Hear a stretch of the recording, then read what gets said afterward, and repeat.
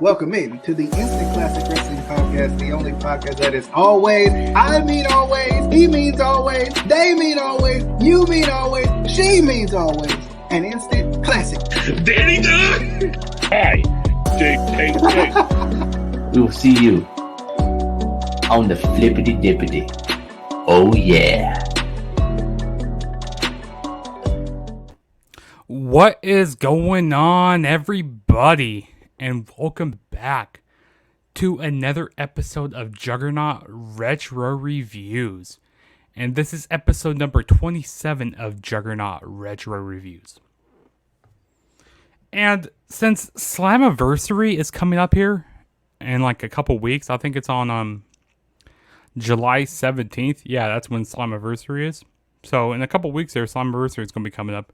So, like, you know what? Why not I just go review some of these Slammiversaries, you know? I mean, last year I reviewed a few. I reviewed 2005 and 2006 from last year. So, but before we get started with this review, go follow me on all my social media platforms. Go follow me on Twitter at TheTrueJSB. And go hit that, go follow me on Instagram, TheTrueJSB. And also, if this is your first time ever checking out one of my videos, please smash that subscribe button. That would really help me out a lot. And also, while you're at it, go subscribe to the Instant Classic Wrestling Podcast, the only podcast that is always, and I mean always, an instant classic. Okay, so now that we got all my plugs out the way, let's go ahead and get started with this review here. So, Slammiversary. This was the 5th anniversary of TNA. This wasn't the 5th installment of Slammiversaries because this is like the only 3rd installment, but this was the 5th anniversary of Impact or TNA Impact Wrestling. So this show was held in Nashville, Tennessee. They went back home to Nashville, Tennessee, and it was on June 17th, 2007 at the Municipal Auditorium. If I'm saying that name right, I might be botching it there, but the show opened up, pretty good. The first 2 matches were good on the show, but then it kind of went downhill after that, in my opinion. Everybody has different opinions, but yeah, it kind of went downhill after that, and then it picked back up for the main event. But the first match that kicked off the show was we had LAX versus Rhino and Senshi in a tag team match. And also Hector Guerrero was with Rhino and Senshi. And then LAX had Conan in the corner. This was a good match. I liked it. Senshi, he got, beaten down a lot during this match. Small guy, smaller, like X Division type of person. He was getting thrown around a lot during this match with like Hernandez and Homicide. So, he was kind of getting thrown down a lot, beaten up. And then finally, Senshi finally made the hot tag to Rhino. And, then it just broke down after that. It became like a 4-way, with everybody in the ring. Conan handed Hernandez it was like a sock, and it had something in it. I don't know. It looks like someone from the hood would use, if they're going to, jump somebody. But Hector Guerrero, he got involved. He snapped the neck of, it was Homicide on the top ring rope. And then Rhino hit Agor for the 1, 2, 3. So, the faces were, out dirtying the heels in this match. So, and, the crowd was really hot for this match also. Really good opener. I really enjoyed it. Good way to kick off the show. It was a good match. And then, a lot of these matches weren't very long on this show. This match went about 8 minutes and about 30 seconds or so. Something like that. As I, read from Wikipedia. But yeah, I thought this was a good match show. And then the next match we had was the X Division Championship. On the line, we had Jay Lethal going up against Chris Sabin, which he was the X Division champion. And, right when they were doing their entrances. So we had, it was Sanjay Dutt, he came out, for I don't really know why he came out, but he came out, spreading like came out scattering the rose petals for Jay Lethal Hill, because Jay Lethal, he was doing that whole Macho Man type of gimmick, which Jay Lethal, he was better emulating somebody else than being himself, which is pretty cool. But yeah, so we had Sanjay Dutt came out. He only came out for his entrance because he wasn't on commentary. He wasn't a part of the match. He wasn't there at ringside. He just came out. Just go like, hey, you know what? Just came out for his entrance. So I don't really know why. And also Kevin Nash, he was on commentary. No idea why he was on commentary, but he just was. Well, I mean, he was trying to help out these like younger guys, to help out Jay Lethal, help out Sanjay Dutt, build these guys' characters a little more. But yeah, Jay Lethal and Chris Sabin, they had a pretty good match here. It wasn't bad. They were hitting some pretty good spots in this match. Not like too many like near falls, but they had some near falls in this match.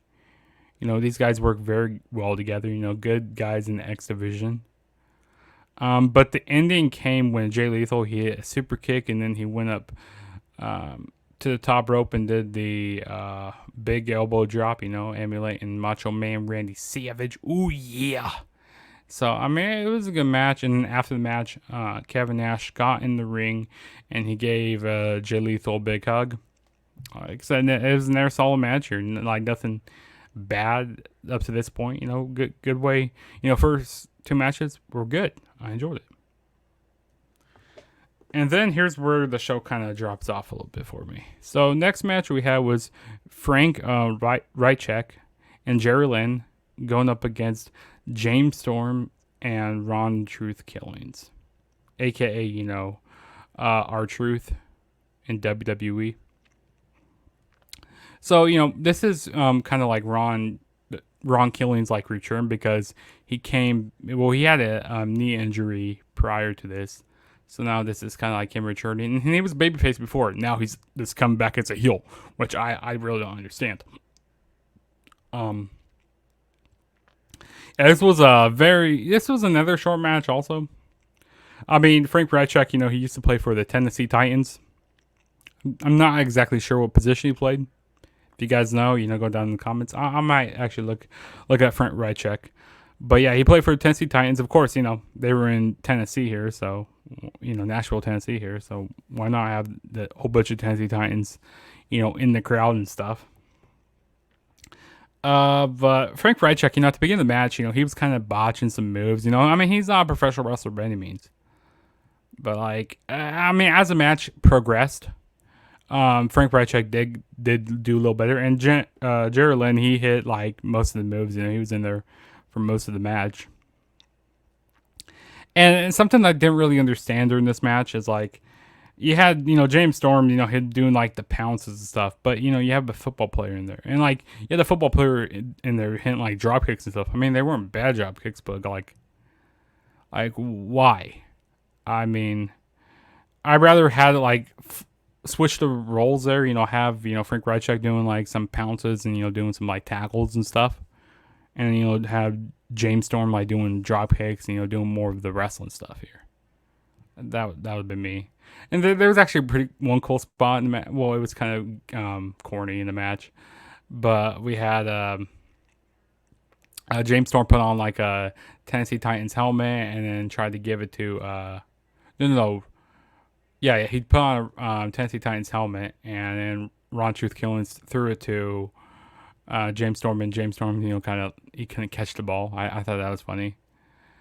But no, the ending came when James Storm, he was going to hit I can't remember who it was, maybe Frank Rychek or Jerry Lynn with a beer bottle, but instead he hit R-Truth with it, or Ron Truth Killings. And then James Storm, he ended up getting pile drived by Frank Rychek. It was a bad pile driver. It wasn't the greatest either.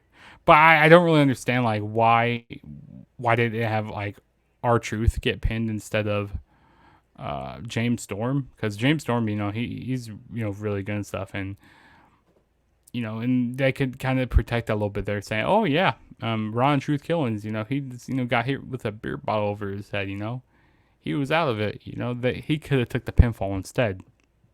So I think the wrong guy definitely took the pinfall in this match, but either way, I mean, it was a decent match, nothing crazy about this match. Yeah, it was all right. But yeah, Frank Rychek and Jerry Lynn did end up winning the match. And then the next match we had was Bob Backlund going up against Alex Shelley. And it was weird. So, like, they were talking about, it's like Alex Shelley and Chris Sabin, they were talking about, how Bob Backlund, how Bob Backlund lost to Kevin Nash, in 9 seconds and stuff, which, that wasn't even part of Impact, that was a part of WWE. So it kind of like made no sense that they were talking about that. Yeah, this match was not very good at all. I mean, it was a very, very short match. I mean, we had a lot of roll-ups on this match, which if you go ask DJ loves his roll-up finishes. He loves them. But no, I mean, Bob Backlund, I mean, he looked pretty decent in this match, hitting some alright moves. He ended up doing a roll-up onto Alex Shelley. And after the match, we had, it was Chris Sabin came out. He ended up getting in a, kind of like a crossface, a little bit like chicken wing a little bit. And then we had Kevin Nash came out. He ended up, taking out Bob Backlund. And then Jerry Lynn came out, tried to help out Bob Backlund. He ended up getting beat up. And then Jay Lethal came out. He didn't know which side to side with. It was this crazy melee that was happening here. But yeah, Bob Backlund did end up getting the victory here. It was like a 3-minute match. No, it was not a good match at all, in my opinion. And then the next match we had was a tag team match. We had the Voodoo King Mafia, BG James and Kip James, which is, basically Road Dogg. And it was Road Dogg and Billy Gunn here going up against the Bashams. Damaja and Basham. Yeah, this was not a very good match either. I mean, basically they were just trying to make a moment here.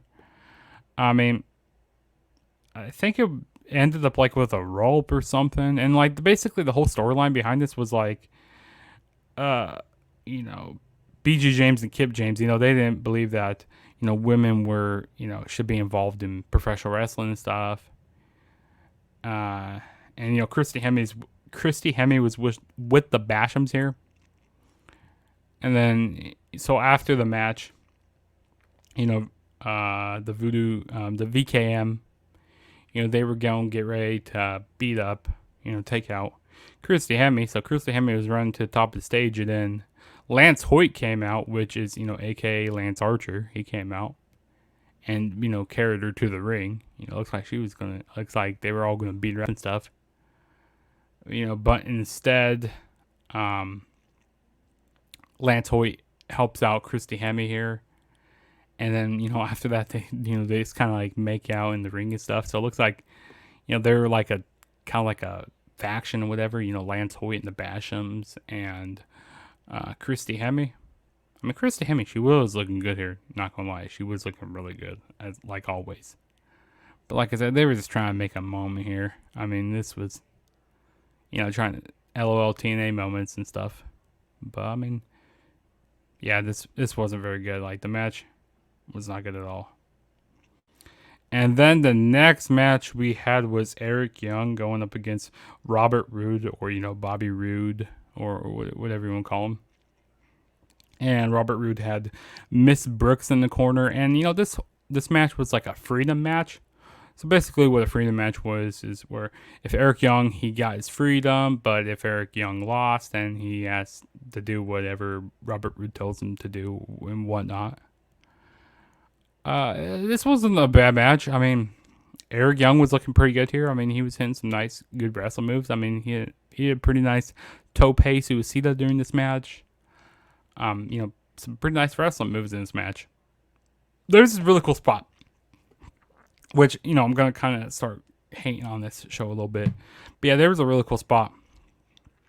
Eric Young had Robert Roode and Miss Brooks in a fireman's carry, and it looks like he was going for like a Death Valley driver or whatever. But like they hit the move, and then the cameraman cuts away from the match, like cuts away what's going on in the ring, and cuts to the crowd. Like, what? I mean, I think that Robert Roode kicked out, but I don't know if he really kicked out. Like, I don't know what happened. I mean, that was a pretty big spot in the match. I mean, that was pretty cool. Had both people up. I mean, with a smaller, like Eric Young, that was pretty cool.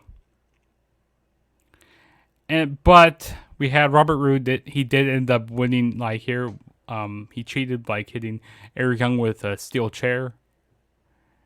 And then we had Jim Cornette come out and say, no, that match is going to be restarted. And then Eric Young did end up getting the victory when they restarted the match. I think he rolled up Robert Roode here.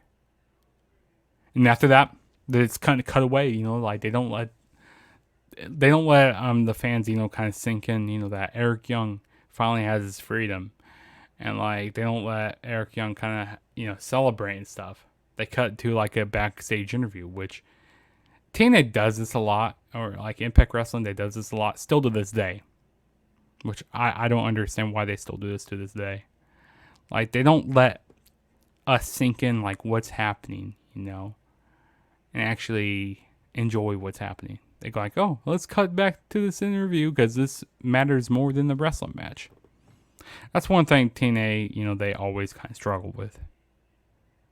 Like doing like all the camera stuff and like doing like, okay, yeah, now we should cut back there. No.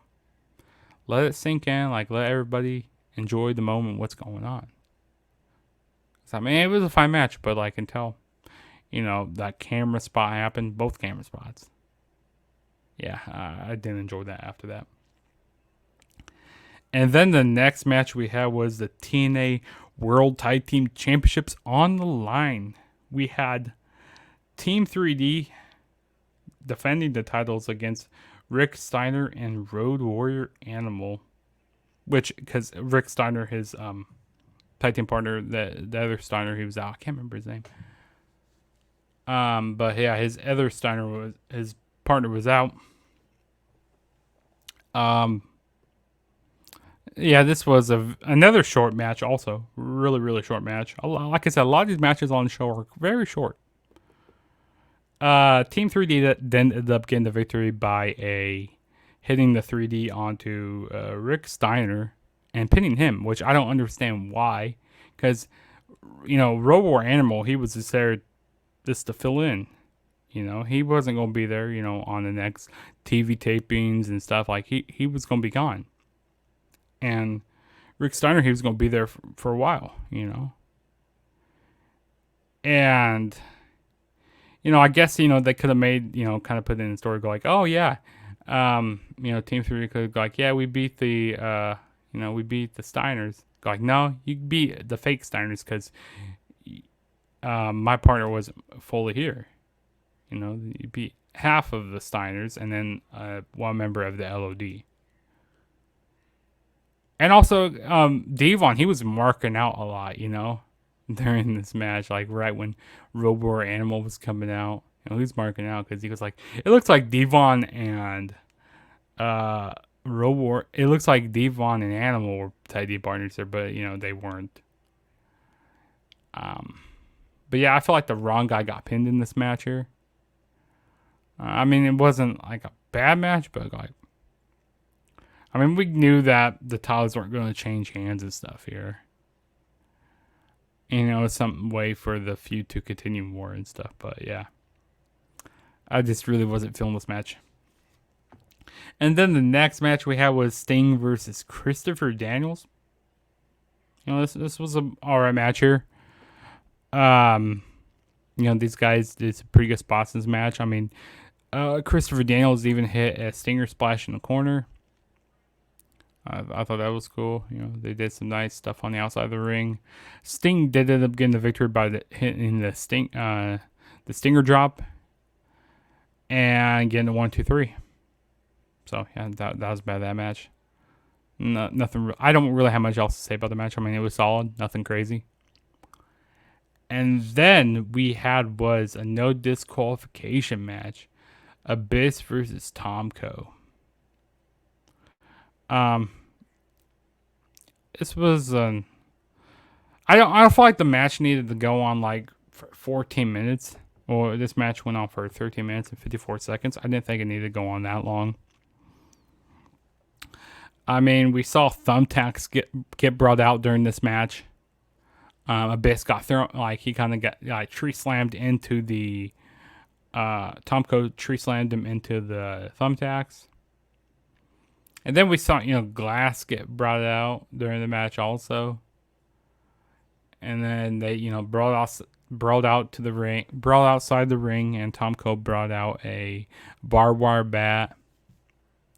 And then they ended up fighting up to the top of the stage. And then they climbed this like scaffolding. And I saw this like big thing, it's covered up. Like it looked like a whole bunch of boxes, covered up with like this black blanket or tarp, whatever was covering it.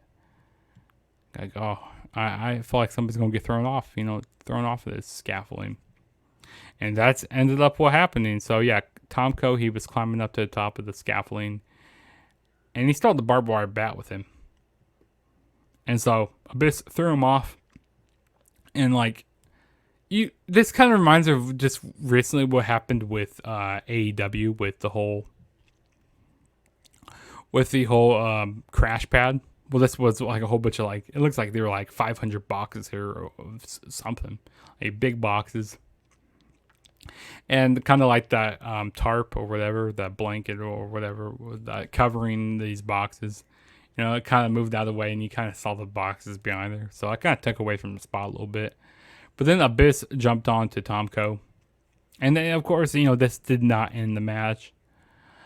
So, I mean, it was a alright spot. I wish the boxes didn't get revealed. And then they, fought back inside the ring, back to the ring. And Tomko ended up getting the black hole slam onto that glass, which it kind of looked like plastic and stuff. It didn't look like real glass. It didn't look like sugar glass or anything, because that sugar glass would have broke and stuff. But yeah, Abyss ended up getting the victory here. I mean, it was a decent match. I'd hate after the match where they completely they cut to an interview backstage. Like, why don't they let it sink in, like, what just happened, Like, let's look at Tomko's back, all bloodied up and stuff, because they don't even let that sink in. Like I said, TNA, they always have done this, which it kind of frustrates me a little bit. But, yeah, Abyss did end up getting the victory here. It was an alright match. And then next we had was the main event. It was a King of the Mountain match for the vacant TNA World Heavyweight Championship. And before this match started, we kind of had a thing with Jeff Jarrett, because Jeff Jarrett's, that's when his wife passed away, which this was a tearjerker and stuff, and Jeff Jarrett was going to be in this match, but with his like mental being and stuff, which has happened, they didn't want to have him in this match. He wasn't in the right mindset to be at the show and be wrestling and stuff at this time. So they found a replacement for him, which they picked Chris Harris, former, tag team partners of James Storm, of the America's Most Wanted. So, the crowd popped for that, TNA original, it was pretty cool here. So yeah, he was a mystery guy in this match, because during the whole night they're like, okay, who's gonna be this mystery guy? Who's gonna be this mystery guy? And it was Chris Harris here. So the other participants in this match were Kurt Angle, Samoa Joe, AJ Styles, Christian Cage. Am I missing anybody? Yeah. Kurt Angle, Samoa Joe, AJ Styles, Christian Cage and Chris Harris. Yeah. So, a Kingdom Out match. If you guys don't know what the Kingdom Out match is, this is basically a reverse ladder match. So, so there's a penalty box outside, and you have to get a pinfall to become eligible to go hang the title up. I mean, yeah, this was a alright, cool thing. They did this basically at every Slammiversary. I think 2009 was the last Slammiversary that they did like consistently, because they did it like from 2005 to 2009, and then they brought it back in 2016 at Slammiversary. At that Slammiversary. Yeah, so this is a reverse ladder match here. So, you get pinned in the match to, be eligible to go hang the title up. And then if you get pinned, then you have to go wait in a penalty box for 2 minutes. So, this kind of took away from the match a little bit, going, okay, who's eligible, who's not, I mean, this was our match and stuff. This wasn't a bad match. So, the first person to become eligible was Chris Harris. He hit a side slam onto AJ Styles. And of course, we had AJ Styles and Christian Cage kind of working together in this match, but that didn't last long because one person tried to get a pin on one another, and that just kind of broke down during the match. And then the next person to get eligible was Kurt Angle. He pinned Chris Harris off of Olympic Slam off the ladder, so that was a pretty cool spot in the match. Christian Cage became eligible. Okay, so this was, we had a ref bump in this match. Like, I don't understand why they had the ref bump in here. Because, I mean, we had Kurt Angle clothesline the referee, and then Joe put in the Coquille clutch. And, of course, when there's a ref bump, you see somebody tapping out or you're getting pinned during this. And Kurt Angle, he was tapping out while he was in the Coquille clutch, but of course the referee was out, so Samoa Joe wasn't able to become eligible. So then he got, then Joe got taken after he released him out of the Coquille clutch, because Kurt Angle was passed out at this point after Samoa Joe released him out of the Coquille clutch. Christian Cage came in, hit Samoa Joe with a ladder, and then pinned Kurt Angle to get the 1-2-3. And then now Christian Cage was eligible because, taking advantage of a passed out Kurt Angle here. And then, so there were two guys that weren't able to become eligible, which was AJ Styles and Samoa Joe. So the only three guys that were eligible, it was Chris Harris, Kurt Angle, and Christian Cage. Those were the three guys. And the rest weren't eligible, so they couldn't climb the ladder and hang the title belt. There was actually a really cool spot also. It was Samoa Joe and AJ Styles. They were fighting on top of the penalty box. And Samoa Joe ends up throwing AJ Styles off the penalty box into the announce table. That was really cool. That's an infamous, TNA moment there. That was really cool. Samoa Joe hit a really nice cutter off the top of the ladder. I don't know who he did it on. I really can't remember. I think it might have been maybe Christian Cage or somebody. Yeah, I think it might have been Christian. But that was really cool. A lot of nice, high flying spots in this match. Pretty cool stuff. But Kurt Angle did end up getting the victory when I think it was Chris. So it was Kurt Angle. I think it was up there with Christian Cage. And then Chris Harris ended up hitting a spear on the Christian Cage, and they, both go flying off the ladder. And Kurt Angle's the only one up there, and he has the title belt with him. And he ends up hanging the title belt to become the TNA World Heavyweight Champion. Which at this point, they were flip flopping, this title a lot back at this point. It was become vacant, and it was not vacant. The TNA title looked kind of like a joke at this point. A little bit. But yeah, Kurt Angle did end up winning the match. And then after the match, Samoa Joe, wanted to go shake Kurt Angle's hand, show him respect.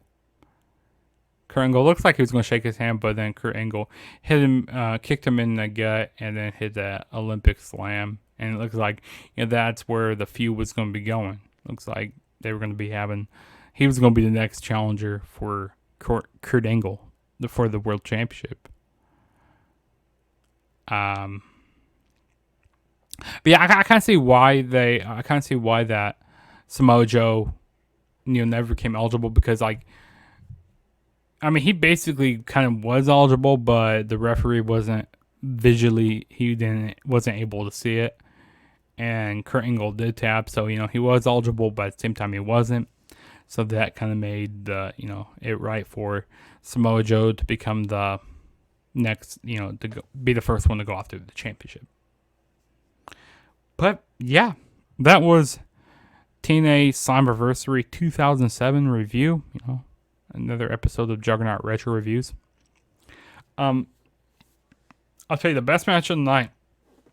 Let me see here. The best match of the night of this show, like I tell you guys to go back and watch, would probably be that Jay Lethal and Chris Sabin match. That was probably, like I say, the first two matches were good. You guys can go check out those if you guys ever check those out. And the main event. Everything else is kind of like skippable on the show.